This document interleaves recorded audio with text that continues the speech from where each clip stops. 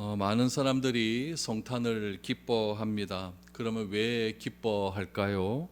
다들 기뻐하니까 기뻐하고 다들 성탄 장식을 하니까 성탄 장식을 하는 것 같습니다. 성탄이 우리에게 주는 중요한 의미는 무엇이냐면은 성탄을 통해서 우리에게 주어진 놀라운 목적과 의미가 있기 때문에 그렇습니다. 우리가 성탄을 기뻐해야 되는 이유는 딱 한 가지밖에 없습니다. 주님이 오셨기 때문에 그렇다는 것이죠. 주님이 오셔서 이 땅에서 여러 가지 일들을 행하셨고 그분의 오심을 통하여서 우리의 삶이 변화가 되었기 때문에 우리는 성탄을 기뻐해야 됩니다. 오늘 예수님께서 이 땅에 오신 분명한 목적과 이유와 소명들을 다시 한번 생각할 수 있는 그런 시간이 되었으면 좋겠습니다. 오늘 본문에서 예수님께서는 구약의 말씀을 통하여서 자신이 이 땅에 오신 목적을 분명하게 말씀하고 있습니다. 예수님은 권위가 있는 분이죠. 그래서 자신의 권위를 가지고 말씀하시면은 그 권위로 인하여서 많은 사람들이 또 그 권위에 순종할 수 있는 그런 능력을 가지신 분입니다. 그런데 예수님께서 자신이 이 땅에 오신 목적을 말씀하실 때 자신의 권위로 말씀하시는 것이 아니라 구약 이사야 선지자의 말을 인용하여 말씀하셨다라는 것은 꽤 중요한 의미를 가지고 있습니다. 왜냐하면 당시에는 아직까지 예수님의 사역 초기였기 때문에 예수님이 메시아다, 예수님이 그리스도다라고 하는 그런 분명한 사실을 믿는 사람들이 많이 적었고, 반대로 생각하면은 구약의 선지자들의 구약 메시지는 모든 유대인들이 다 알고 있었기 때문에 그렇다라는 이야기죠. 그래서 예수님께서는 그 당시에 많은 사람들이 가지고 있었던 성경의 권위를 인정하셨고, 그 믿고 있는 성경의 권위를 기초로 해서 내가 이사야 선지자가 예언했던, 또 주의 성령의 기름을 부음을 받고 성령을 받았던 그 메시아가 바로 자신이라는 것을 분명하게 선언하고 있는 것입니다. 오늘 예수님께서는 이처럼 이사야 선지자의 예언을 통하여서 자신이 이 땅에 오신 목적과 이유를 설명하고 있습니다. 그럼 예수님께서 이 땅에 왜 오셨을까요? 우리는 단순히 예수님을 믿으면 구원받는다라고만 그렇게 생각할 수가 있지만, 오늘 이사야 선지자의 예언을 통하여서 예수님의 구원을 어떻게 설명하는지, 예수님께서 전하신 그 복음의 메시지를 어떻게 우리에게 설명하고 있는지를 다시 한번 생각해 보았으면 좋겠습니다. 우리 16절 17절 말씀을 다시 한번 보시죠.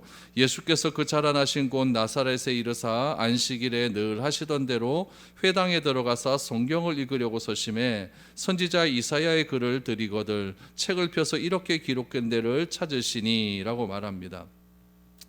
예수님은 고향 나사렛에서 안식일에 늘 행하시던 대로 회당에 들어가셔서 성경을 읽으려고 자리에서 일어나셨다라고 말씀을 하고 있습니다.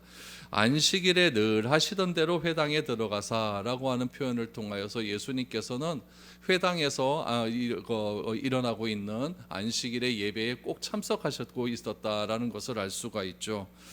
기원전 586년에 바벨론의 침략으로 인하여서 남유다가 무너지게 되었고, 그 무너질 때에 솔로몬 성전이 다 파괴가 되고 말았습니다. 성전의 붕괴를 경험한 유대인들이 삶의 터전이 다 사라지게 되었고, 바벨론에 들어가서는 우리가 더 이상 어디에서 예배를 드려야 되는가, 우리가 다시 회복되게 되면은 우리가 고향으로 가면은 과연 어디에서 예배를 드려야 되는가에 대한 굉장히 걱정이 많았습니다. 그래서 그 유대인들은 자신들이 모인 곳에 회당이라고 하는 그런 곳을 만들어 놓았고, 그 회당에서 삶의 터전을 그들이 생활했다라는 이야기죠. 그래서 안식일마다 그들은 토라를 읽고 성경 말씀을 읽으면서 그 회당에서 예배를 드린 그런 전통을 가지고 있습니다. 당시에 예수님께서 성경을 읽었다라고 말을 하죠. 성경을 읽으려고 서심해. 그러면은 당시에 예수님께서 읽었던 성경은 과연 어떤 성경일까요? 여러분, 예수님 당시에도 성경은 존재했습니다. 신약 성경은 아니고 구약 성경만 존재했겠죠. 구약 성경이 존재했었고, 그렇다면 그 사람들이 다 성경을 읽었을 텐데 예수님 당시에 읽었던 성경은 과연 어떤 성경이었을까요? 예수님께서 당시에 읽었던 성경은 구약 성경인데 히브리어를 헬라어로 번역한 성경을 읽었습니다. 그때 보편적으로 활용되었던 성경이 히브리어를 헬라어로 번역한 성경, 그것을 어떤 성경이라고 하냐면 70인역이라고 이야기를 해요. BC 3세기경에 이집트의 알렉산드리아라고 하는 지역이 있는데 그곳에서 큰 도서관이 있어요. 알렉산드리아에 큰 도서관이 있는데 그 도서관에서 유대인 랍비들을 다 모았죠. 72명의 랍비들을 모읍니다. 그래서 그곳에서 열심히 히브리어를 헬라어로 번역을 하기 시작합니다. 왜 번역을 했냐면 그 당시에 공통어가 아람어와 헬라어였는데 주로 헬라어를 또 사용하는 사람들이 많았기 때문에 이 헬라어로 번역된 성경이 필요를 했던 것이었죠. 그래서 이스라엘에 살아가는 유대인들은 거의 다 이 70년을 다 읽었고 예수님께서 회당에서 읽었던 성경 또한 70인역이었다라는 사실은 역사적으로 증명된 그런 사실입니다. 회당에서 예배를 드릴 때 여러 가지 그런 형식적인 그런 순서들이 있는데 회당장이 예배의 모든 형식을 주관을 합니다. 그때 회당장이 누구에게 성경을 읽으라고 그렇게 부탁을 하냐면은 그 주변의 유명한 랍비들 또 주변의 유명한 선생님들에게 오늘은 선생님께서 오셔서 이 성경 말씀을 읽으시고 해석을 해 주십시오라고 이렇게 권하게 되는 것이죠. 또 그런 선생님이 없다면 이 회당장이 와서 또 성경을 읽고 또 성경을 해석하는 그런 일들을 했습니다. 그 당시에 예수님에 대한 소문들이 조금씩 나기 시작할 그때였기 때문에 회당장이 안식일에 참석한 예수님에게 미리 말씀을 드렸던 것 같아요. 오늘 예수님께서 성경을 좀 읽어주십시오라고 이렇게 말씀을 드렸기 때문에 예수님께서 안식일에 늘 하시던 대로 회당에 들어가서 성경을 읽으려고 일어서셨다라고 이렇게 나오죠. 일어서셨어요. 일어서셔서 예수님께서 무엇을 하셨냐? 책을 펴서 이렇게 기록된 것을 찾았다라고 하는 게 중요하죠. 이사야 말씀에 여러 가지 말씀이 있지 않습니까? 이사야 말씀에 보면은 이스라엘의 멸망에 대한 예언도 나오고 예수 하나님께서 이스라엘을 책망하는 내용도 나오고 또 39장 이후에 보면은 하나님께서 이스라엘 다시 회복하겠다라고 하는 그런 내용들도 나오고 있는데 예수님께서는 특별히 이사야 선지자의 말씀 중에서 여러분 책을 펴서 이렇게 기록된 데를 찾으셨다라는 이야기예요. 어떤 구절을 찾으셨느냐? 이사야 61장의 말씀을 찾으신 겁니다. 그럼 왜 이사야 61장의 말씀을 찾았는가? 그 이유는 분명하죠. 이 이사야 61장의 말씀이 다른 것에 대한 예언이 아니라 이제 다시 오신 그 메시아에 대한 예언이었기 때문에 메시아가 이 땅에 오셔서 어떠한 일들을 해야 되는 것에 대한 예언을 이 800년 전에 이사야 선지자가 예언했다는 것을 예수님이 알고 있다는 이야기죠. 그래서 그것을 친히 찾으셔서 읽기 시작을 했습니다. 그러면 이사야 선지자가 예언한 그 메시아는 어떤 분이셨는가? 18절 19절 말씀에 보면 그 이사야 선지자가 예언한 그 예언의 말씀이 소개되고 있습니다. 18절을 보시죠. 주의 성령이 내게 임하셨으니 이는 가난한 자에게 복음을 전하게 하시려고 내게 기름을 부으시고 나를 보내사 포로된 자에게 자유를 눈먼 자에게 다시 보게 함을 전파하며 눌린 자를 자유롭게 하고 주의 은혜의 해를 전파하게 하려 하심이라 하였더라라고 말합니다. 이사야 61장 1절에서 3절까지의 말씀을 예수님께서 찾으셔서 일어서서 읽으셨다라고 성경은 말하고 있습니다. 그럼 이사야 61장 1절에서 3절까지의 내용의 말씀이 어떤 내용이 있느냐? 메시아에게 기름을 부었다라고 이야기를 해요. 여러분 기름을 왜 붓습니까? 그 이유가 나오죠. 가난한 자에게 주의 복음을 전파하기 위해서 기름을 부었다라고 말합니다. 그 기름 부으신 행위를 이사야는 어떻게 표현을 했냐면은 주의 성령이 임한 사건이다라고 말을 해요. 그래서 주의 성령이 임한 사건을 어떻게 설명했느냐? 기름을 부은 사건이다라고 이야기를 하죠.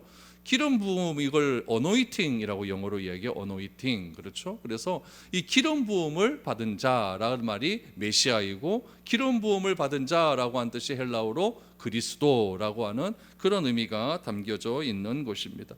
그러니까 메시아는 어떤 분이냐? 주님의 성령이 임한 분이다. 메시아는 어떤 분이냐? 기름 부음을 받은 사람이다라는 것을 이야기하고 있는 것이죠. 그럼 그 당시에 기름은 누구에게 부어졌습니까? 왕에게 부어지고 제사장에게 부어지고 선지자에게 부어지는 것이죠. 그러면 왜 그들에게 기름을 붓습니까? 하나님께서 특별히 쓰임을 받은 사람을 하나님께서 선택하셨다고 하는 증거로서 기름을 부으셨다는 이야기예요.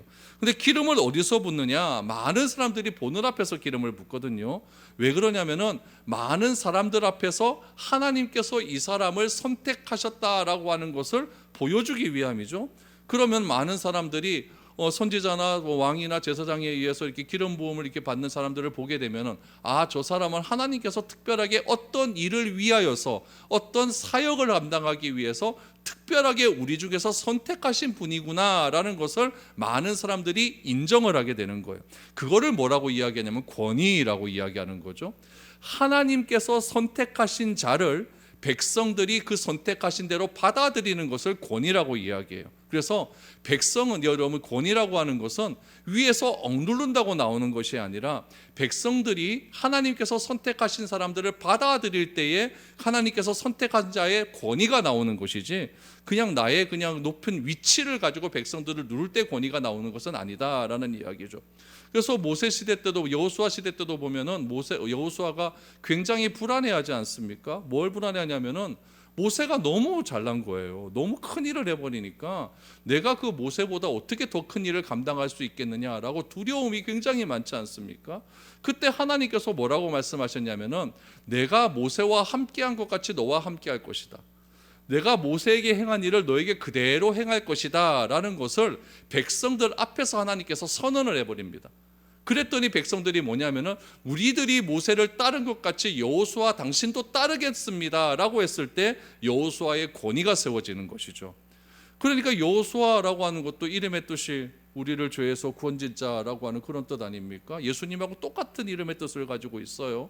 그러니까 그 당시의 사람들은, 구약시대 때 사람들은 많은 사람들 앞에서 기름 부음을 받고, 기름 부음 받은 사람이 하나님께서 선택하신 사람이다, 어떤 특별한 일을 행하기 위해 하나님께서 선택하셨다라고 하는 사실을 공포했었을 때, 기름 부음으로 공포했을 때 백성들이 그것들을 받아들임을 통하여서 그 사람의 권위가 세워지게 되었다라는 거죠. 그 백성들이 준 그 권위를 가지고 그 하나님께로부터 선택받은 기름 부음 받은 자는 무엇을 합니까? 하나님께서 주신 사명을 감당하게 된다라는 것이 구약 시대 때 기름 부음을 받은 사람들의 어떤 권위를 가지고 행하는 일이었다라는 이야기죠. 그렇다면 오늘 우리 본문에 나타난 이사야 선지자가 말한 내용도 똑같은 거예요. 주의 성령께서 메시아에게 임합니다. 그 임한 사건을 어떻게 표현하냐면은 기름 부음을 받았다라고 이야기를 하죠. 그럼 기름 부음 받은 메시아가 이 땅에서 해야 될 일은 무엇인가? 오늘 분명하게 나옵니다. 가난한 자에게 복음을 전파하게 함이다라고 분명하게 이야기하고 있습니다. 그러므로 메시아이신 그리스도, 메시아이신 예수 그리스도는 이 땅에 왜 오셨습니까? 가난한 자를 부자 되게 하려고 온 것이 아니라는 이야기죠. 가난한 자에게 뭘 주시기 위해서? 복음을 주기 위해서 이 땅에 오셨다라는 것을 분명하게 강조하고 있는 것입니다. 그러니까 메시아가 하나님으로부터 선택을 받아서 기름 부음을 받고 이 땅에서 해야 될 사역은 무엇인가?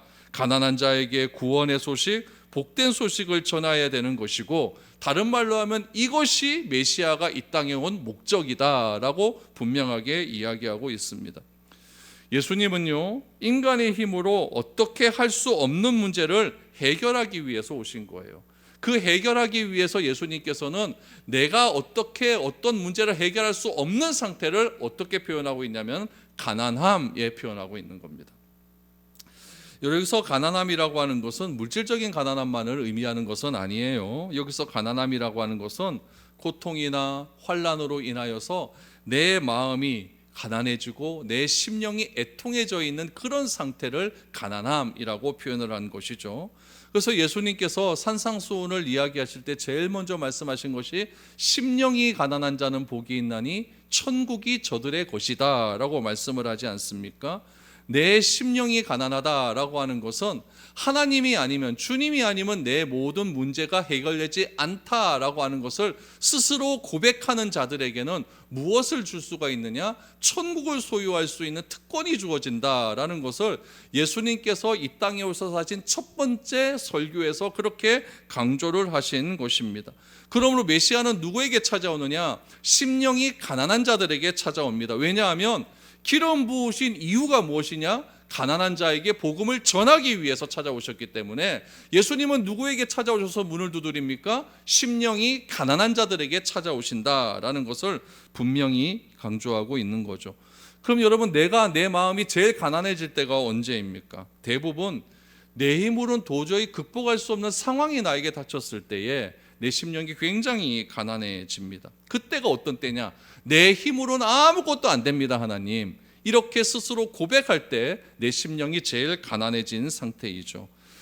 예수님은 내가 할 수 없는 일, 인간이 해결할 수 없는 죄의 문제를 해결하기 위해서 이 땅에 오신 겁니다. 그러므로 스스로 나는 죄인이 아니야, 나는 죄가 없어, 나는 죄가 없는 사람이야 라고 말하는 사람들에게는요, 여러분, 어쩔 도리가 없는 겁니다.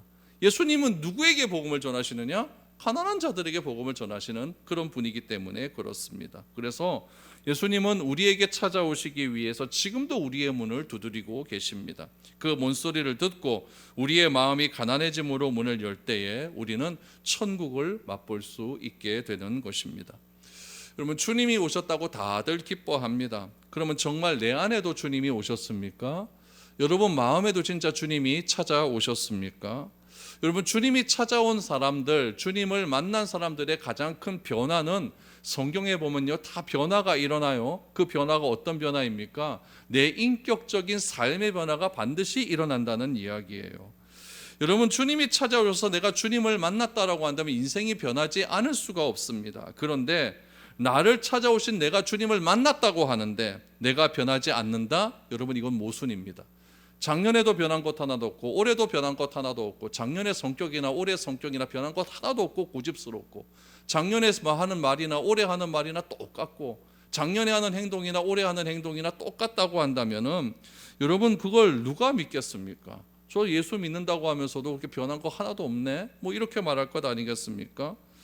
여러분, 예수님을 경험한 사람이 인생이 변화되는 이유를 오늘 본문에서는 분명히 이야기합니다. 그것을 무엇이라고 이야기하냐면은 복음이 포로된 자를 자유롭게 하기 때문이다 라고 이야기를 하고 있는 것이죠. 문제는 내가 어디에 묶여 있는지, 무엇에 포로가 되어 있는지 전혀 모르기 때문에 그렇습니다. 여기서 포로라고 하는 것은 승전 국가의 포로가 되어서 내가 만약에 쇠사슬로 묶여서 감옥에 갇힌 상태를 이야기하겠죠. 그러나 예수님께서는 그 당시의 포로를 그렇게 비유적으로 말씀을 하시면서 그 포로된 상황과 똑같은 상황을 우리에게 그대로 적용을 합니다. 우리는 어디에 묶여 있을까요? 죄의 사슬에 묶여 있는 거예요. 그 죄의 사슬에서 어떻게 해방될 수가 있느냐? 내 심령이 가난해짐을 통하여서 주님께서 가난한 자들에게 찾아오셔서 주의 복음을 전할 때 내가 그것을 받아들임을 통하여 나의 죄의 포로됨에서 자유로움을 경험할 수 있게 된다라는 이야기죠. 그런데 내가 끝까지 고집을 피우면 어쩔 수는 없는 겁니다. 내가 주님 앞에서 겸손하게 가난해질 때에 내가 아무것도 아니라는 사실을 인정할 때에 내가 포로된 자에서 자유로움을 해방을 경험할 수 있게 된다라고 이사야 선지자는 예언하고 있었고, 그 예언대로 내가 예수님께서 오셨다라는 것을 강조하고 있죠. 또 하나, 예수님께서는 무엇 때문에 오셨습니까? 눈먼 자에게 다시 보게 하기 위해서 이 땅에 오셨다라고 이야기를 해요. 여기서는 여러분 육신의 눈만 떴다라는 것을 의미하지 않습니다. 왜 그러냐면은 예수님 당시에 맹인들이 굉장히 많았습니다. 얼마나 많은지 몰라요. 그 당시 그 이스라엘 땅 자체는 석회질 땅이기 때문에 그 석회질에서 나오는 물을 먹게 되면 시력이 굉장히 없어지는 경우가 많았다고 해요. 그렇기 때문에 이스라엘 사람들은 거의 다 식수로 포도주를 먹지 않습니까? 산성의 음료를 먹는 거예요. 그렇기 때문에 이스라엘 백성들 자체에서는 굉장히 맹인이 많았어요. 예수님께서 못 보는 자들에게 눈을 보게 떴다 그러면은 여러분, 이스라엘에 있는 모든 맹인들이 다 눈을 떴습니까? 그건 아니지 않습니까? 어떤 사람, 특별한 사람 몇 명만 눈을 뜬 거예요. 눈을 떴어요. 그럼 그 사람이 눈을 뜨고 그 사람은 평생 눈 뜨고 그렇게 살았겠죠? 그래서 죽을 때는 또 어떻게 됩니까? 또 눈 감고 죽는 것 아니겠습니까? 그러니까 예수님께서 눈을 뜨게 했다라고 하는 것은, 메시아가 눈을 뜨게 했다는 것은 그냥 우리의 육신의 눈이 떠졌다라고 하는 것을 의미하지는 않는다라는 이야기죠. 우리가 보기는 보지만 보지 못하는 것을 예수님께서 보게 하신다라는 이야기겠죠. 38년 된 병자를, 앉은 뱅이를 예수님께서 일으켜 세우셨습니다. 그럼 여러분, 그 38년 된 안진뱅이를 일으켜 세우신 그 사건을 통하여서 예수님께서 하시고자 하는 메시지, 그 의미는 무엇이겠습니까? 내가 안진뱅이인 줄도 모르고 종교적인 기득권에 늘 눌러 앉아 있으면서 기득권에 안주하고 이것이 족하다라고 그 자리에 주저앉아 있는 우리를 일으켜 세우신 그 사건이 38년 된 안진뱅이를 일으켜 세우신 그 사건의 참된 의미가 아니겠습니까? 우리는 내가 보고 듣고 말하고 걷고 있지만 그럼에도 불구하고 보지 못하고 듣지 못하고 말하지 못하고 달려가지 못하는 자라는 사실을 모르고 살기 때문에 주님은 이런 우리를 위해서 이 땅에 오셨다라는 것을 분명히 선언하고 있는 것이죠. 예수님은 수많은 종교들이 있는데 그 수많은 종교 중에 또 하나의 종교를 창시하기 위해서 이 땅에 오신 분이 아니에요. 예수님은 구약 선지자의 예언의 말씀을 응하기 위해서 이 땅에 오신 분입니다. 그래서 예수님은 자신을 뭐라고 이야기합니까? 나는 세상의 빛이다라고 이야기하고, 나는 생명이다라고 이야기를 하고, 나는 사랑이라고 이야기를 하고 있지, 나는 한 종교의 창시자다라고 스스로 예수님께서 말한 적은 한 번도 없다라는 이야기입니다. 그렇다면 왜 예수님께서 종교심이 그렇게 강한 유대인에게 오셨을까요? 그 이유는 무엇이냐면은 유대인들은요, 종교가 인간의 근본적인 문제를 해결할 수 있는 유일한 방법이라고 생각하기 때문에 그렇습니다. 그러나 종교를 가지고 여러분, 우리가 우리의 문제를 해결할 수 있는 것은 없습니다. 우리가 해결되지 못하는 모든 문제를 해결할 수 있는 방법은 무엇이냐? 바로 영원한 생명을 얻는 거예요. 그래서 예수님께서는 생명으로 이 땅에 오셨고, 종교의 문제를 가지고 해결하고자 하는 그런 유대인들의 잘못된 생각, 잘못된 믿음을 파괴시키기 위하여서 이 땅에 오셔서 유대인들을 향하여 계속해서 말하지 않습니까? 나는 생명이다, 나는 빛이다, 나는 사랑이다, 나는 양의 문이다, 나는 목자다 라고 말을 하면서 그 유대인들이 가지고 있던 잘못된 하나님의 관념을 완전히 부숴버리기 위해서 이 땅에 오셨다라는 이야기죠. 우리의 삶의 현장에서 우리를 건져 올려서 우리가 하나님의 형상으로 회복하기 위해서 예수님은 그렇게 이 땅에 오신 것입니다. 그렇게 예수님께서 회당에서 이사야 선지자가 예언한 메시아의 예언을 통해서 메시아인 내가 이런 일들을 행하겠다라는 것을 많은 사람들 앞에 선언하셨고, 그때 메시아의 선언을 통하여서 이제 공식적인 예수님의 사역이 시작이 되는 겁니다.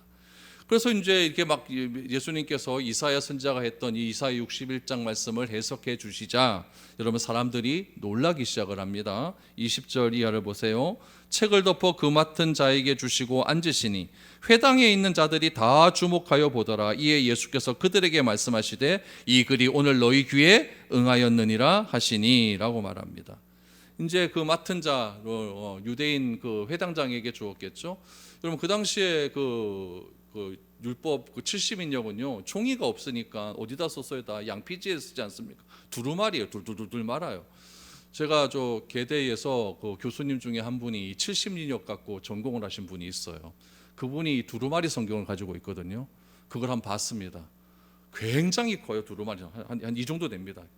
길이가 한 이 정도 돼요. 이거를 막 둘둘둘 말아놨어요. 그래서 그걸 쭉 피니까요 얼마나 긴지 몰라요. 그러니까 그거를 누가 가지고 있지는 못하는 거죠. 소유하지는 못하는 것 아니겠습니까? 그 긴 거를 어떻게 그 당시에 뭐 인쇄술이 있습니까? 뭐가 있습니까? 다 일일이 뺏겨야 되는데 그 뺏기는 것도 한계가 있는 것도 아니에요. 그래서 회당장들이 늘 언제나 그것을 소유하고 있었고, 그 회당장은 이 두루마리 성경을 관리하는 책임도 그 회당에서 있었다라는 것을 알게 되는 거죠. 그래서 예수님께서 그 두루마리 성경을 이제는 그 맡은 자에게 주셨다. 누구에게 준 겁니까? 회당장에게 준 거죠. 회당장에게 주셨고, 그리고 이제 회당에 앉았더니 사람들이 다 예수님을 주목하여 본 거죠. 왜 주목했을까요? 처음 듣는 메시지이기 때문에 그렇다라는 이야기죠. 그러면서 예수님께서 말씀하시는 것이 무엇이냐면은 이 글이 오늘 너희 귀에 응하였다라고 말을 하고 있습니다. 이것은 이사야 선지자의 예언이 자신 메시아를 통하여서 다 이루어졌다라는 것을 예언하고 말씀하고 있는 것이죠. 그래서 우리가 이 말씀이 주어진 이유는 무엇이다? 우리가 억눌린 곳에서 풀려나고 해방되어지고 자유로움을 선언하는 것이고, 이 억눌리고 해방되고 자유로워진 이 사건이 무엇이냐면은 은혜의 해다라는 것을 선언하고 있는 것입니다. 여러분 19절 말씀해 보면 주의 은혜의 해를 전파하게 하려 하심이다 라고 말하지 않습니까? 그럼 은혜의 해가 도대체 무엇인가? 여러분 은혜의 해라는 것은요 50년마다 돌아오는 해예요. 50년마다 돌아오는 해라서 이스라엘 경제체제에서 모든 부채가 완전히 탕감되고 새롭게 시작하는 해라는 것을 의미하고 있습니다. 그럼 이스라엘 역사에서 이 은혜의 해가 실질적으로 실행된 적은 한 번도 없습니다. 내가 돈 받을 돈이 있는데 그걸 여러분 탕감해 주겠다. 누가 그렇게 손해보는 짓 하겠습니까? 그런 적은 한 번도 없어요. 한 번도 없는데 예수님께서는 뭐라고 말씀하셨냐면은 은혜의 해가 선언되었다. 성경은요 우리가 빚지는 거 있지 않습니까? 그걸 죄라고 이야기를 해요. 그래서 성경에는 이 빚지는 것을 무엇에만 빚을 져야 되느냐? 사랑의 빚 외에는 아무에게도 빚을 지지 말아라 라고 이렇게 이야기를 해요. 왜냐하면은 우리 인간이 갚을 능력이 없음에도 불구하고 무리하게 빚을 지게 되면은 우리의 삶 자체가 망가지기 때문에 그렇습니다. 그래서 인간은 이 성경은 빚을 죄로 간주하고 인간은 이 빚을 갚을 능력이 없기 때문에 7이 7번 반복되고 그 다음에 50년째 되는 해를 은혜의 해라고 이렇게 탕감할 수 있는 해를 정해 주셨습니다. 그래서 빚 때문에 종으로 팔려가는 사람들이 있어요. 우리 딸들과 아들들이 아버지가 진 빚들 때문에 다 지주들에게 다 팔려가는 일들이 그 당시에 너무나 많았거든요. 그 탈려가서 다 뭐가 됩니까? 다 종이 되는 것 아닙니까? 그러니까 이 빚도 탕감되고 팔려갔던 내 자식들도 다시 종에서 해방이 되어서 내 자식으로 다시 자유인으로 돌아오게 되는 해가 50년마다 일어나게 된다라는 이야기죠. 그러면은 은혜의 해가 선포되면은요, 여러분 죄에서 자유함을 얻게 되고, 여러분 빚에서 해방이 되고, 종에서 자유인이 되었을 때 그 사람들이 어떻게 하겠습니까? 노래를 부르고 난리가 날 것 아닙니까? 우리나라도 해방될 때 얼마나 노래 부르고 난리나고 대한독립 만세를 부르고 그렇게 기뻐했습니까? 얘네들도 마찬가지라는 얘기죠. 빚의 굴레에서 아무것도 하지 못하다가 이 빚의 굴레에서 해방되는 해가 50년 만에 돌아왔으니 여러분 그 은혜의 해가 얼마나 그들이 기다려주고 감사하고 기쁨의 노래를 부르겠습니까? 예수님은 이것 때문에 오셨다라고 분명히 선언하는 거죠. 은혜의 해를 선포하기 위해서 이 땅에 왔다라는 이야기죠. 우리가 죄에서 묶여서 죄의 종이 되었는데 이제는 더 이상 죄의 종이 아니라 완전히 해방이 되어서 자유인이 되었다라고 하는 그 놀라운 선언을 했게 되면은 내 빚이 이제 더 이상 빚이 아니라 내 빼앗긴 땅도 다시 돌아오게 되었다고 한다면 여러분 어떤 좋지 않은 상황과 조건이 나에게 다가온다 할지라도 그 기쁨을 빼앗을 수가 없는 겁니다. 여러분 빚 다 탕감했을 때 얼마나 기쁩니까? 펄떡펄떡 뛸 것 아니겠습니까? 그러므로 참된 기쁨과 참된 사랑을 경험한 사람은요, 조건에 의해서 이 참된 기쁨과 사랑이 경험되어지는 것이 아니라 예수님께서 나에게 찾아와 주셔서 내 안에 있는 모든 얽매여진 것을 해결해 주셨다라고 하는 그 기쁨으로 말미암아 다른 모든 것들을 다 그냥 넘어갈 수 있는 큰 기쁨을 우리가 경험할 수 있게 됐다라는 이야기죠. 이런 예수님의 말씀을요, 당시의 사람들은 들어본 적이 없었던 것이죠. 회당에서 예수님께서 하신 말씀은 회당장이나 랍비들도 얼마나 많이 읽었던 그런 말씀이겠습니까? 그러나 예수님께서 하시는 말씀은 그들이 하는 말과 차이가 있었다라는 이야기죠. 그래서 예수님의 말씀을 들었던 사람들이 놀라기 시작하는데, 여러분 우리도 놀라운 말씀을 듣고 나면은 저 사람이 도대체 누구냐 막 찾아볼 것 아닙니까? 이들도 찾아보기 시작했어요. 저 사람이 누구냐 그랬더니 22절에 보니까 그들이 다 그를 증언하고 그 입으로 나오는 바 은혜로운 말을 놀랍게 여기되 이 사람이 요셉의 아들이 아니냐라고 말을 해요. 요셉의 아들이 아니냐. 우리도 그렇지 않습니까? 아버지 이름 부르면서 너 그분의 아들 아니냐 이렇게 말하지 않습니까? 그런데 이 말씀과 똑같은 말씀이 기록된 말씀을 한 군데 찾아봐야 돼요. 마가복음 6장 3절을 보십시오. 마가복음 6장 3절 말씀에 보면은 뭐라고 나와 있냐면은 이 사람의 마리아의 아들 목수가 아니냐, 야고보와 요셉과 유다와 시몬의 형제가 아니냐, 그의 누리 우리들과 함께 여기 있지 아니하냐 하고 예수를 배척한지라. 뭐가 차이가 나요? 누가복음에는 요셉의 아들, 마가복음에는 마리아의 아들이라고 이야기하죠. 여러분, 마리아의 아들이라고 하는 것은 그 당시의 상황으로 보면 굉장히 욕하는 거예요. 아버지가 없이 태어난 사람을 마리아의 아들이라고 해요. 부모의 어머니의 이름을 붙여서 그렇게 얘기를 해요. 그럼 그 당시에 스캔들이 있었죠. 예수님은 아버지가 좀 이상하지 않습니까? 그렇죠? 그러니까 그 당시에 이 예수님께서 성령으로 잉태했다라고 하는 이 소문이 굉장히 많이 돌았고, 진짜 맞냐라고 하는 말들이 굉장히 많이 있었어요. 그래서 그 소문이 아직까지 있는 겁니다. 예수님이 공생의 사역을 시작한 30년이 지났음에도 이 사람이 마리아의 아들 아니냐라고 말을 하면서 예수님의 이 성령으로 잉태된 그 사건을 굉장히 치부시 여기고 아주 안 좋게 여기는 그런 경향들이 그 당시에도 있었다라는 것이죠. 그러니까 이렇게 예수님께서 사생아라고 여겨버리니까, 아버지가 없는 자식이라고 여겨버리니까 예수님을 고향에서 환영을 받겠습니까? 안 받겠습니까? 그래서 원해서 배척을 받게 되는 것이죠. 그래서 예수님께서 말하지 않습니까? 우리의 참된 가족이 누구냐? 나를 하나님으로 믿고 하나님을 온전히 경배하는 사람이 진짜 참된 가족 아니냐라고 이야기를 해요. 우스갯소리가 있어요. 옛날에 그 연예인들이 그 교회를 하나 설립했거든요. 예능 교회라고 설립했는데, 그때 이제 구봉서 씨하고 장로님하고 후라이보이 곽규석 아시죠? 그분하고 이제 곽규석 씨 그분이 이제 예수님을 안 믿을 때였어요. 그래서 구봉서 그 장로님하고 이제 막 논쟁을 하는 거죠. 그런데 뭐 갖고 논쟁했냐면 이 성령으로 잉태한 거 이거 갖고 논쟁을 하는 거예요. 어떻게 남자 없이 애가 나느냐, 이걸 곽규석 이야기고, 구봉서는 성경에 나와서 믿어야 안 되느냐라고 막 하는 거예요. 둘이 막 싸우다가 이제 구봉서 선생님이 이렇게 얘기했다고 그러죠.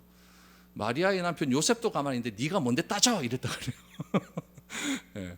그러니까 뭐 요셉도 가만히 있는데 네가 뭔데 그렇게 따지냐, 이건 다 알아들어야 된다, 다 믿어야 된다, 이렇게 해서 그 논쟁이 끝났다고 해요. 그래서 그거 믿고 목사님 되지 않았습니까? 예, 그래요. 오늘날에도 이것은 굉장히 논쟁거리가 많아요. 논쟁거리가 많아서 예수님을 인간 예수로만 보는 사람은 이걸 인정을 하지 않죠. 인정을 하지 않고 인간 예수로만 바라보는 그런 사람들이 굉장히 많이 있습니다. 성령으로 잉태되었다. 이거는 굉장히 심각한 일이었어요. 그 당시의 사람들 받아들이기 어려운 일이었죠. 그러나 예수님께서는 성령으로 잉태된 것이 맞고, 또 예수님께서는 성령으로 잉태되셨기 때문에 우리의 모든 죄를 짊어지시고 이 땅에 오셔서 십자가의 사역을 하셨습니다. 예수님은요, 정확한 시간에 태어나셨고 죽어야 할 정확한 시점과 정확한 장소에서 죽으셨습니다. 다 구약의 예언대로 이루어진 사건입니다. 그리고 자신의 사역을 정확하게 행하셨습니다.